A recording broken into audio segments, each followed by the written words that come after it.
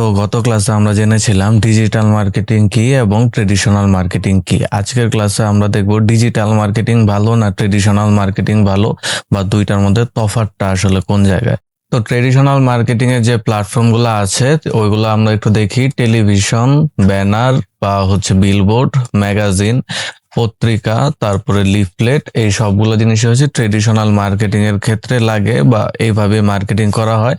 আর digital marketing এর মাধ্যমে যেহেতু আমরা ডিজিটাল প্ল্যাটফর্ম ব্যবহার করে মার্কেটিং করি, তো এখানে মিডিয়াগুলোও সবগুলা ডিজিটাল, যেমন গুগল, মোবাইলের SMS, YouTube, x, Facebook, LinkedIn, Messenger, এছাড়া আরো অনেকগুলো সোশ্যাল মিডিয়া আছে। কিন্তু মোট কথা এগুলো সবই ডিজিটাল প্ল্যাটফর্ম, আর এগুলো ইউজ করে আমরা মার্কেটিং করি, এই কারণে এটার নাম ডিজিটাল মার্কেটিং।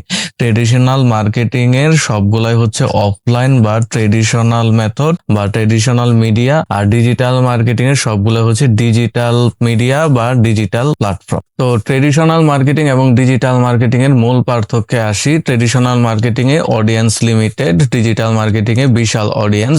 ট্রেডিশনাল মার্কেটিং এ এক্সপেন্সিভ বাজেটের প্রয়োজন এবং ডিজিটাল মার্কেটিং এ কম খরচেও অনেক ভালো অ্যাড চালানো যায় বা মার্কেটিং করা যায়। ট্রেডিশনাল মার্কেটিং এ সঠিক অডিয়েন্স টার্গেট করা অনেক কঠিন বা খুব কঠিন বা করা যায় না বললেই চলে, কিন্তু ডিজিটাল মার্কেটিং এ সঠিক অডিয়েন্স টার্গেট করা যায়। ট্রেডিশনাল মার্কেটিং এ আপনি মার্কেটিং এর ফলাফল সহজে পরিমাপ করতে পারবেন না, কিন্তু ডিজিটাল মার্কেটিং এর ফলাফল আপনি সহজেই পরিমাপ করতে পারবেন। ট্রেডিশনাল মার্কেটিং একটি ওয়ান ওয়ে কমিউনিকেশন চ্যানেল, মানে কাস্টমার চাইলেই আমার সাথে যোগাযোগ করতে পারতেছে না বা আমার সাথে কমিউনিকেট করতে পারতেছে না।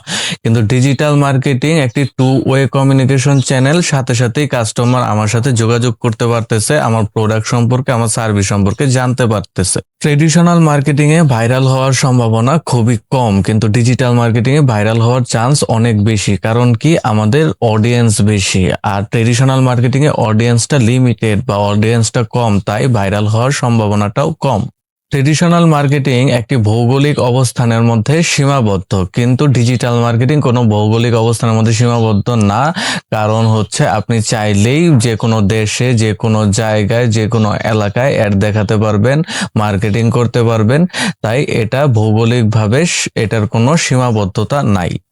ট্রেডিশনাল মার্কেটিং এ সবার জন্য সমান সুযোগ থাকে না। কেউ চাইলে ট্রেডিশনাল মার্কেটিং করতে পারে না, বাজেটের প্রবলেম হতে পারে বা অন্য প্রবলেম হতে পারে। কিন্তু ডিজিটাল মার্কেটিং সবার জন্য সমান সুযোগ নিশ্চিত করে। আপনি চাইলেই যে কোনো জায়গায় অ্যাড দেখাতে পারবেন, একটা পেজ খুলে আপনার প্রোডাক্টকে প্রমোশন করতে পারবেন, একটা পেজ খুলে একটা বিজনেস রান করতে পারবেন, বা বিভিন্ন প্ল্যাটফর্ম ইউজ করে আপনি খুব সহজেই মার্কেটিং করতে পারবেন। তো এই ছিল আমাদের ডিজিটাল মার্কেটিং এবং ট্রেডিশনাল মার্কেটিং এর পার্থক্য। নেক্সট ক্লাসে আমরা দেখব ডিজিটাল মার্কেটিং এর সেক্টর গুলো কি কি এবং কোন সেক্টর নিয়ে কাজ করলে আপনার জন্য ভালো হবে। তো সবাই ভালো থাকবেন, সুস্থ থাকবেন। নেক্সট ভিডিওতে আবার দেখা হচ্ছে। আমার ভিডিওটি যদি আপনার ভালো থাকে তাহলে অবশ্যই আমাকে সাবস্ক্রাইব বা ফলো করবেন। আমি যে প্রেজেন্টেশন বা পিপিটি দিয়ে ক্লাস নিচ্ছি, এটা পেতে আমাদের কমেন্ট করতে পারেন। কমেন্ট করলে আমরা ইনবক্সে এটা আপনাদের দিয়ে দিব। তো সবাই ভালো থাকবেন, সুস্থ থাকবেন। তো দেখা হচ্ছে পরের ভিডিও।